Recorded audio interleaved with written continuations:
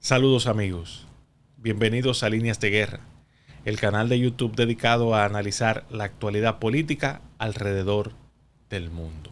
El domingo 4 de septiembre se realizó el denominado plebiscito de salida en Chile, que era el plebiscito en el que estaban convocados a las urnas los chilenos para determinar si daban aquiescencia a su nueva constitución o si rechazaban el proyecto preparado por la Convención Constituyente. Como ya todos sabemos, ese resultado, y como adelantaban las encuestas, y yo diría que con más fuerza de lo que adelantaban las encuestas, los chilenos decidieron rechazar ese proyecto, lo cual coloca o opone al gobierno de Gabriel Boric en una posición muy incómoda e incluso advierte y adivina una reorganización de las fuerzas en Chile. Sin embargo, este plebiscito, este resultado, tuvo varios elementos que invitan a darle distintas lecturas, sobre todo partiendo del resultado inmediato o del efecto inmediato que fue el relanzamiento o la reorganización, si se quiere, del gobierno de Gabriel Boric, de su Consejo de Ministros, especialmente en las posiciones más clave. Entonces, todo esto deja una serie de lecturas que nosotros quisiéramos compartir con ustedes para que podamos ver este hecho importante, quizás como un punto de partida hacia una nueva configuración del espectro político en Chile que desde mi óptica tiene una lectura alternativa a la que se ha venido difundiendo a través de la media tradicional. La primera cosa que llama la atención de este plebiscito es que acudió a las urnas prácticamente el 100% de los convocados. En Chile el voto es obligatorio, pero comúnmente, como la pena por no ir a votar es una multa, comúnmente hay un segmento de la población que no va, que no acude. Por ejemplo, en las elecciones, en la segunda vuelta, en las que Gabriel Boric salió electo, concurrió a votar alrededor de 10 millones de chilenos en un padrón de 13 millones. Esta vez la votación estuvo en los 13 millones. La gente que acudió a las urnas fue 13 millones, es decir, prácticamente el padrón completo. Eso tiene, lógicamente, una lectura, y es que el tema real y efectivamente movilizó a toda la nación chilena. Y el hecho de que el resultado haya sido tan abrumador, porque aunque las encuestas hablaban de una diferencia de alrededor de entre 10 a 12 puntos, sucede que prácticamente el rechazo obtuvo las 2/3 partes de los votos en Chile, y casi literalmente las 2/3 partes, porque cuando usted tiene una matrícula de votantes que va en alrededor del 98, el 99% de los convocados, usted se da cuenta que ahí hay una suficiente legitimidad. Y yo creo que aquí viene entonces la otra parte, la otra lectura de este tema. Y es que hay un rechazo y hay un descontento con el presidente Boric y con cómo se está manejando. Yo pienso que el hecho de que su gobierno haya amarrado la suerte de la Constitución a la suerte de la gestión, o sea, la suerte de la nueva Constitución a la suerte de su propia gestión, fue tomado por la gente como una oportunidad para darle un aviso a navegantes a Gabriel Boric y su gobierno de que debía enderezar el rumbo. Y la legitimidad de esta victoria contundente del del rechazo, del no, pues dice muy claramente que el presidente Boric tiene que hacer muchos ajustes, los cuales van mucho más allá incluso del cambio de su gabinete, pero en eso vamos a entrar un poco más adelante en el análisis. Como hecho histórico, fíjense algo interesante, cuando Chile ha tenido que ir a procesos electorales en los cuales, o a plebiscitos en los cuales la suerte o una era política puede quedar marcada, Chile vota con mucha conciencia porque el despliegue que hizo el gobierno en apoyo al apruebo es similar al despliegue que hizo Pinochet en apoyo al sí en aquel plebiscito de 1988, hace ya 34 años, en el que también la sociedad chilena votó no. Y esta vez igual votó no, votó rechazo. Como dato particular, como dato llamativo, resulta, digamos que, interesante la reacción del presidente de Colombia, Gustavo Petro, que en un tuit dijo: revivió Pinochet. Y eso generó también mucha controversia, pero eso está enmarcado también, cómo no, en lo que hablábamos anteriormente, de que Gustavo Petro puede estar buscando convertirse en un referente regional de ese segmento de izquierda y progresismo que se está articulando en toda la región. Y precisamente por eso verbaliza una reacción, por eso trata de colocarse como un hombre que está pendiente de todos esos procesos. Y ese es un detalle que no es menor a la hora de analizar todo esto, porque aquí también hay un juego geopolítico que se externaliza, que se evidencia justamente en reacciones como esa del propio Gustavo Petro. Pero al margen de ese inciso y continuando en la misma línea de análisis de todo lo que implica esta situación, aquí ya vamos a entrar en otros aspectos en el que yo pienso que hay una cuestión que es evidente, que está clara por la contundencia, por la contundencia de la votación del rechazo y por la masividad y casi totalidad de asistencia a las urnas de los convocados. Yo pienso que aquí hay una lectura política que es clara, que es evidente, que es hasta de perogrullo, en el sentido de que aquí hay una expresión clara de la sociedad chilena al gobierno de Boric, al liderazgo de Boric, para que vaya por otro camino distinto al de la radicalización. Y la verdad es que el proyecto tenía muchas lagunas y era totalmente divisivo de la sociedad chilena.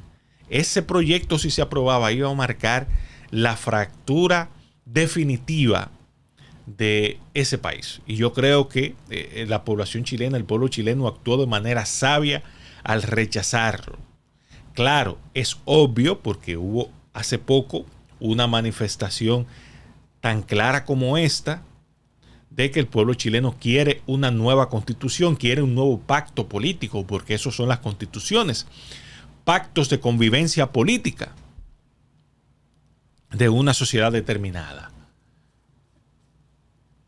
que crean las bases para las leyes, para el comportamiento ciudadano y para el manejo en sentido macro de una nación determinada, de un sistema político determinado.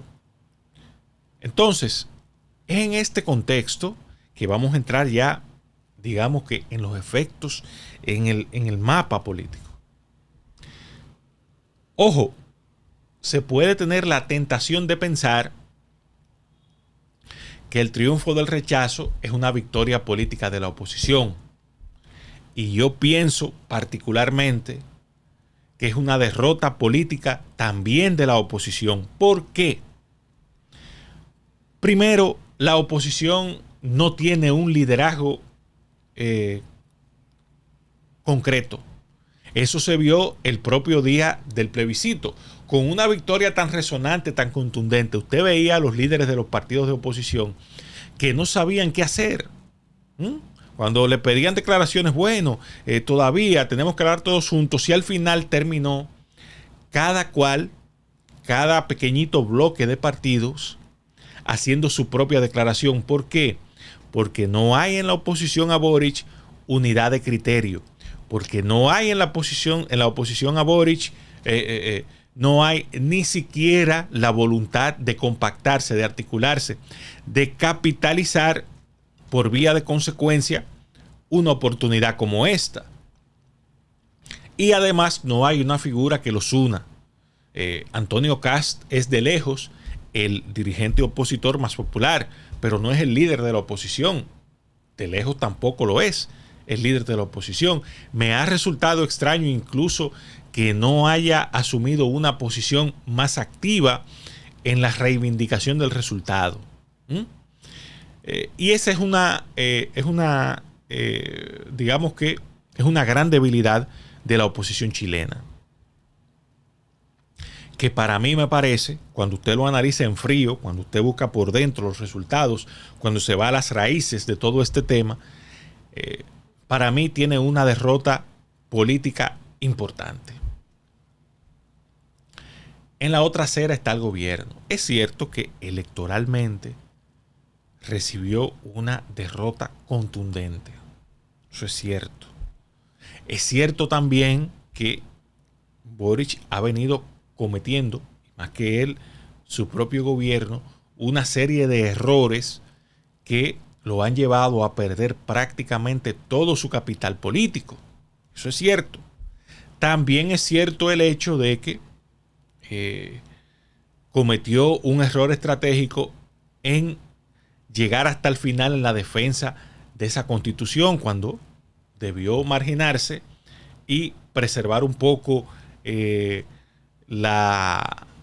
algo de capital político. Sin embargo, lo tiró todo. Ahora, y aquí ustedes me dirán, pero Juan Carlos, tú estás siendo contradictorio en tu comentario, estás incoherente, porque yo tengo la particular convicción de que ese resultado es, por cómo él ha manejado el post, una victoria política para Gabriel Boric, una derrota electoral en toda la línea.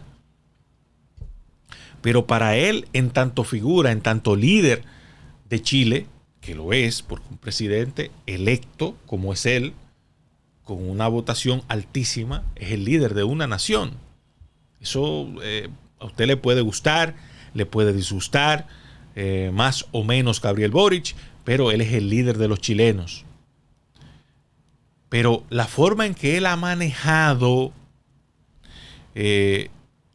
todo esto desde el primer momento, a partir del resultado tan fuerte, te dice que él lo va a convertir en una victoria política importante. Primera cosa, en su discurso reconoció la voluntad de la gente, reconoció la victoria y se comprometió a dos acciones que yo pienso que son claves.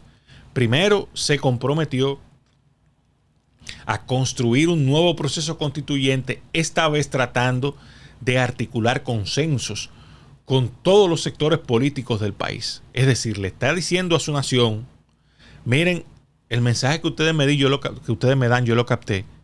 Y no solamente que lo capté, sino que lo voy a escuchar, le voy a hacer caso. Y eso habla muy bien de él como líder de esa nación. En segundo lugar, sabe que ese resultado no es solamente un llamado de atención, no es solamente un llamado de atención sobre el tipo de constitución que quieren los chilenos. Sabe también que es un primer mensaje que le da a la gente en las urnas al desempeño de su gobierno, que se amarró a ese resultado. Y por eso no ha vacilado en tomar la otra gran medida, que ha sido hacer cambiar fichas importantes en su gabinete y para ello ha sacrificado sus dos principales alfiles. Gente con la que él tiene un vínculo incluso que trasciende las fronteras de la propia política.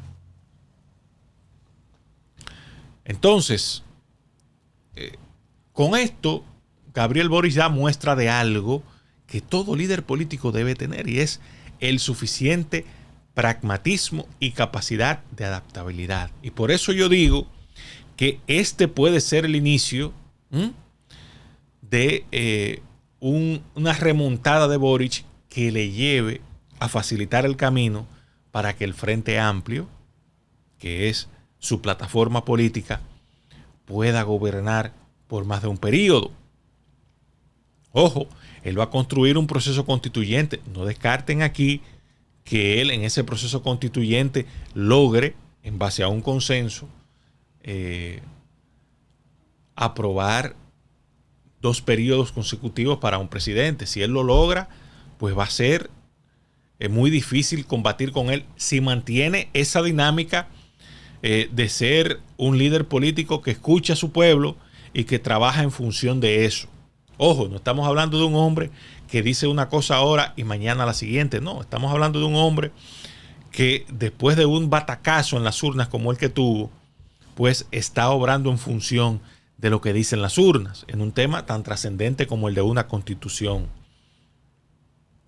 Por eso hay que ponerle ojo a Gabriel Boric, que a pesar de las fallas y las lagunas que tiene como líder, que las tiene evidentemente, pues ha demostrado en todo este proceso una capacidad de adaptabilidad y un pragmatismo que a mí a veces me sorprende en un hombre con su edad. Estamos hablando de un joven de 36 años de edad que personalmente con el paso del tiempo a mí me ha sorprendido, a pesar de sus lagunas, que tiene muchas lagunas como político.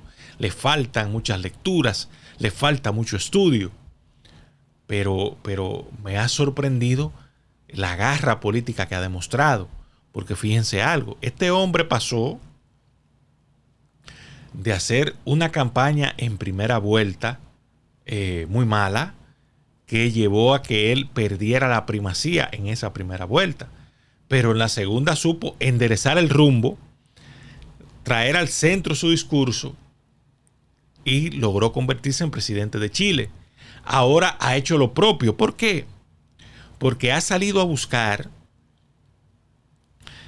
en la concertación un apoyo político importante que a él le hacía falta. ¿Por qué? Porque cuando un líder político de su categoría tiene el tipo de circunstancias que él está manejando, lo que le hace falta alrededor es la experiencia política para lograr tener colaboradores que puedan demostrar capacidad de carpintería, capacidad de construir consensos. Y eso no se logra desde los discursos radicales, eso se logra desde tendiendo puentes. Entonces, en esta parte, ya para cerrar con este análisis, yo pienso que lejos de lo que se puede uno imaginar, lo que pasó el domingo es un acicate para que Gabriel Boric pueda ir creando las bases de un liderazgo de largo alcance, sobre todo porque él inteligentemente, creo que lo está sabiendo aprovechar muy bien, sabe que hasta que la oposición encuentre, si es que la encuentra, una figura que le articule, ese tiempo él puede aprovecharlo, porque ya él es el líder de su sector. Ese tiempo él puede aprovecharlo para tomar un segundo aire, construir consensos y entonces preparar el terreno para tener una gestión que le garantice o a él o a su plataforma política más de un periodo al frente de los destinos de Chile. Hasta aquí este video del día de hoy, no sin antes invitarles como siempre a que le den a me gusta, se suscriban, activen la campanita de las notificaciones y compartan con sus amigos y familiares este contenido para que nuestra comunidad continúe creciendo. Hasta la próxima.